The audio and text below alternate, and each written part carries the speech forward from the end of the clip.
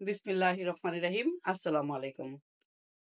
আজকে খোসা সহ মিষ্টি কুমড়া কেটে পরিষ্কার করে ধুয়ে নিয়েছি, সাথে নিয়েছি কাঁচামরিচ ভাজি করার জন্য। বাই দা ওয়ে, আমি মাহমুদা খানম, মাহমুদা ডাইন থেকে সবাইকে স্বাগতম। ভাজি করার জন্য লোহার কড়াই বসিয়ে দিয়েছি 2টা শুকনা মরিচ, মাঝখান থেকে ফালি করে দিয়ে দিচ্ছি সরিষার তেল।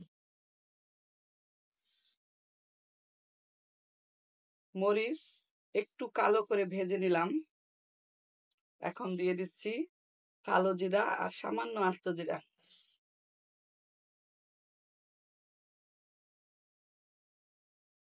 দিয়ে দিচ্ছি পেঁয়াজ।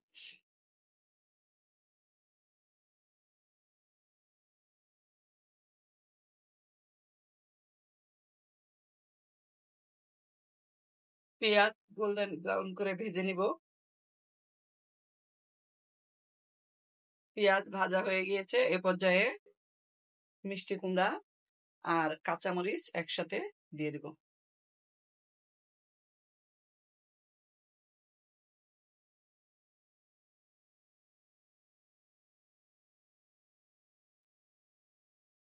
একটু নেড়ে দিচ্ছি।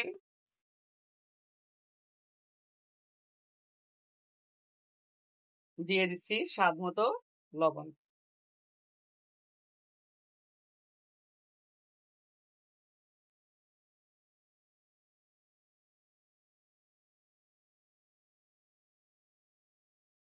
নেড়ে চেড়ে ঢাকনা দিয়ে ঢেকে রান্নাটা করব।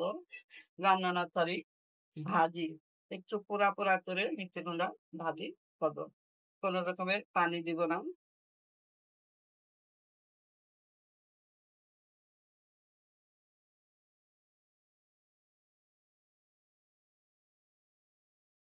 ঢাকনা দিয়ে কিছুক্ষণ রান্না করলাম।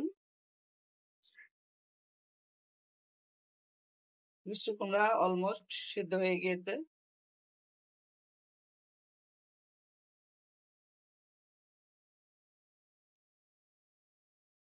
এখন ঢাকনা খোলা অবস্থায় চুলার আঁচ বাড়িয়ে দিয়ে কিছুক্ষণ রান্না করব। খোসা সহ মিষ্টি কুমড়া ভাজি অলমোস্ট ডান। পানি একদম শুকিয়ে গিয়েছে। আধা ঘন্টা পর পরিবেশন করব গরম ভাতের সাথে। হাতের কাজ শেষ করে ফিরে আসলাম আধা ঘন্টা পরে। এখন গরম ভাতের সাথে মিষ্টি কুমড়া নিয়েছি।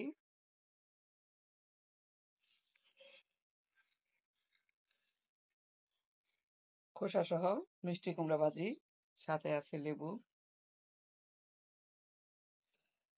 সবাই ভালো থাকবেন, সুস্থ থাকবেন। ফিরে আসবো নতুন কোনো রেসিপি নিয়ে।